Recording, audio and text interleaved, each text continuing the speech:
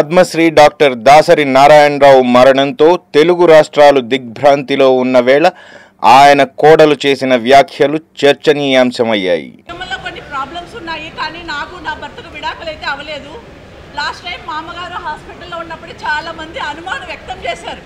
అంత ఆరోగ్యమైన మనిషి హఠాత్తుగా ఇలా అనారోగ్యం పాలయ్యారని అనుమానం వ్యక్తం చేశారు. లాస్ట్ టైం కూడా నేను వచ్చాను, లోపల నన్ను పోనీలేదు. దాని మీద కొంచెం అనుమానాలు ఉన్నాయి. ఇప్పుడు మే 4th రోజు మా అమ్మగారి దగ్గరికి వెళ్ళాను. మా అమ్మగారు మంచిగా మాట్లాడారు. మాస్టర్ దాసరి నారాయణరావుని సినీ ఫీల్డ్ ఇండస్ట్రీకి ఇంట్రడ్యూస్ చేయాలని మనవుడు అడిగాడు. తప్పకుండా చేస్తానమ్మా అన్నారు. ఇంకొక చిన్న ఆపరేషన్ ఉంది, 2 వారాల తర్వాత రండి కూర్చుని మాట్లాడి, మాకు కూడా ఆస్తిలో భాగం ఏమి ఇవ్వలేదండి, 2 వారాల తర్వాత కూర్చుని చేస్తానమ్మా, ఎంతోమందికి జీవితాలు ఇచ్చినాను, మీకు అన్యాయం చేయను, నా మనవడిని నేను తీసుకుంటాను దగ్గరికి అన్నారండి. అంతలోపల ఇలా జరిగింది. మరణం మీద నాకు అనుమానాలు ఉన్నాయి అని దాసరి గారి కోడలు తెగేసి చెప్పింది.